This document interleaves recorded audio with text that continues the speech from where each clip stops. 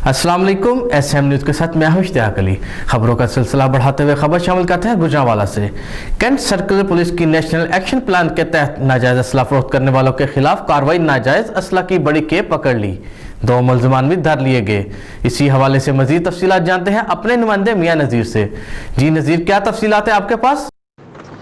जी बिल्कुल, national action plan के तहत नाजायज असला रखने वालों के खिलाफ कार्रवाई करते हुए नाजायज असला की बड़ी खेप पकड़ ली गई और 2 मुल्ज़िमान भी धर लिए गए।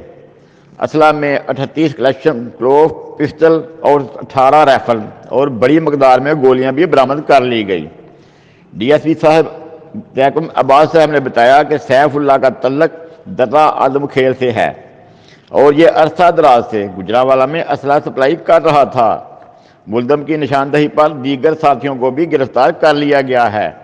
DSP जैकब अब्बास साहब का कहना है कि नेशनल एक्शन प्लान के तहत सख्ती से अमल दरामद करते हुए इन पर मुकदमा भी दर्ज कर लिया गया है और आइंदा भी नेशनल एक्शन प्लान पर सख्ती से अमल दरामद करते रहेंगे और कार्रवाई जारी रहेगी। जी बहुत शुक्रिया नज़ीर तफसीलात से आगाह करने के लिए।